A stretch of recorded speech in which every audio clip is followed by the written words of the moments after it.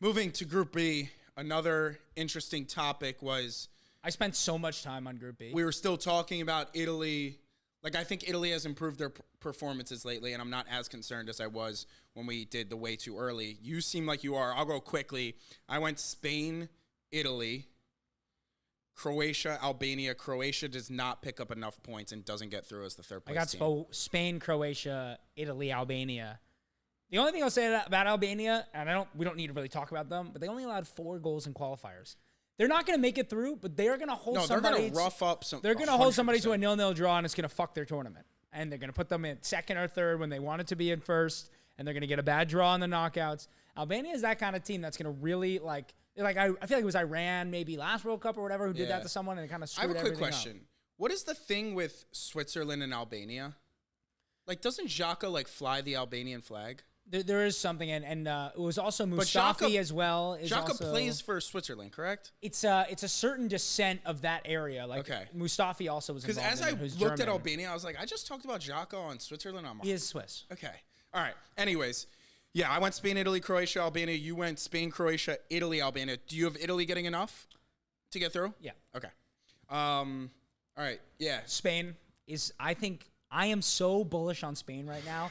You cannot believe how bullish I am on Spain. I think they find Wow. First of all, I know Unai Simon is going to start, but it should be David Raya. It should be. This team is going to possess 70% of every match. Why wouldn't you put the goalie in who is as good with their feet as Raya is?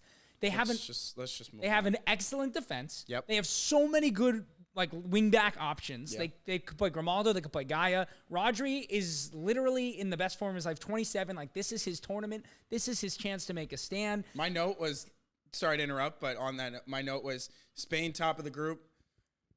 I was between Spain and Italy, but Spain have Rodri top of the group. I just think simple. They may not concede at all, and they may just do what they did forever, which is pass the ball into the net.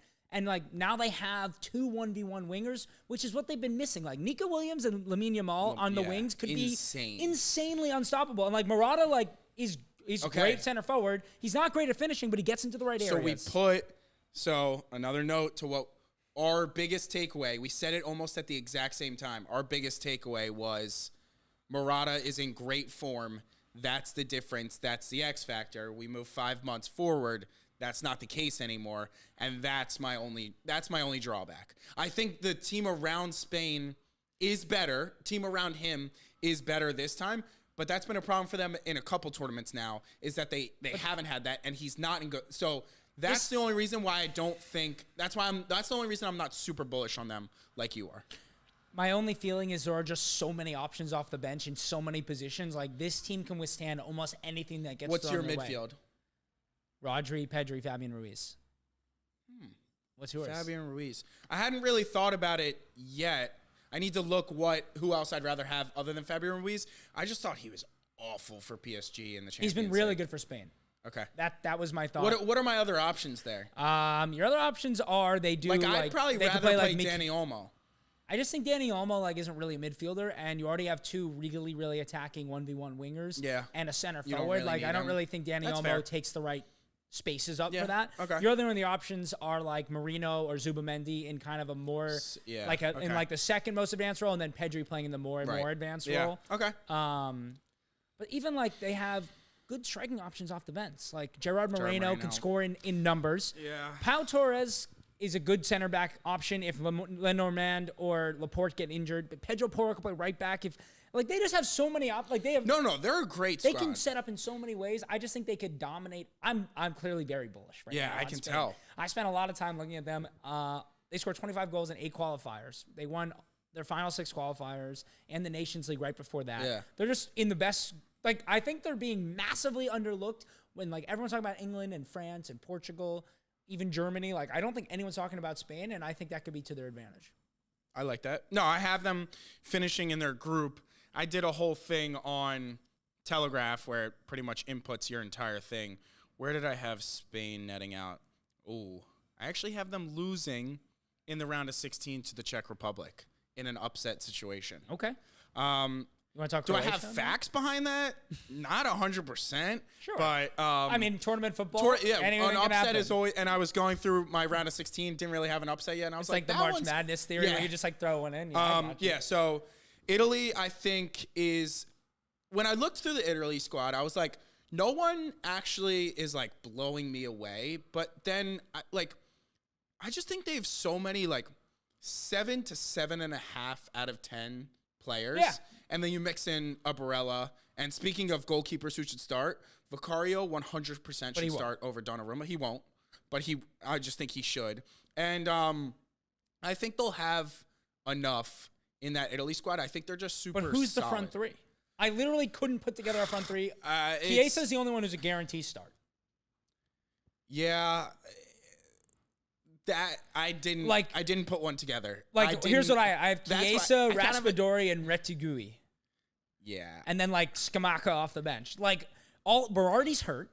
Chiesa's first ball has been pretty much terrible. If I'm being honest, I built through the front up until the front three. It's great, and then I kind of stopped. Well, because I didn't want to make a decision because I don't know. I mean, El Shaarawy's like their best winger off the bench. Absolutely not. That's what I'm saying.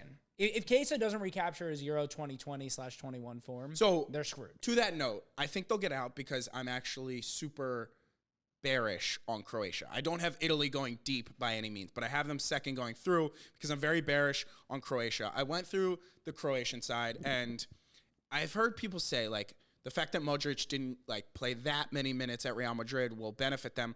I actually think it's the opposite. Like, I don't think he's going to have a lot in the tank. I actually think him being forced to play 90 minutes in 3 group matches, he's actually not going to have it because he hasn't done that all season, and I think that's going to affect them. You also have their midfield has always essentially been Kovacic, Brozovic, and Modric. Brozovic went to Saudi. I don't think he gets the start anymore in that midfield. And if he does, I just don't know if he's the same player after playing in Saudi Arabia. And maybe it's stupid to doubt Croatia and just off merit. You probably shouldn't because of what they do in the tournaments every single year. But I actually think that finally stops, and I don't even have them picking up 3 points because I think they lose to Italy. I think they lose to Spain. I think they get a draw to Albania, only get 1 point, don't get through in a third place position. I would have agreed with you if they also only conceded 4 goals in qualifiers as well. I just think tournament football, like if you can stop the other team from scoring, as obvious as that sounds, all you need is a couple of goals and you get through the group. My only thing, and it's not to throw qualifiers out of the window because that's what you judge them off of, but if you really look at the Euro qualifying groups, you have maybe one good other. No, yeah, they were. They lost to Turkey and Wales. Those were their losses in qualifiers. They beat all the bad teams, and they lost to those 2 teams. Exactly, 100%. And you have to play Spain and Italy. It's a different gravy. 100%. And I just think people want to, because they have the experience, the coaching, whatever it may be, and they have Modric still. But yeah, I think the dream runs finally end for Croatia. I think he's 38 years old. I'd be shocked if he plays in the 2026 World Cup. I love Modric, but unfortunately, it's a sad end to his international career. It's one last time. Let's see what he does. I agree. They could end up with 0 points, and it wouldn't surprise me if they won the group. So no. Honestly, I'm not going to agree with that. Card. I don't even think they have a chance of finishing first. Obviously. Also, you have Kramaric, who's he was above average in the Bundesliga this year. Perisic is probably going to start at left wing, who just got healthy. Yeah. I mean, he scored a wonder goal, but he's playing in the Croatian league now. I mean, they don't have the Mandzukic. They don't have Perisic when he was playing at Inter Milan. It's just not the same. It's a matter of the experience of the side is enough to just. Do you have them second? I have them second. I just think Italy's going to struggle to score. Albania's going to struggle to score. If they can win one of those 2 matches, they're going to. Do you have Italy getting out? I have Italy third and getting out. Okay. Coming through. Yeah.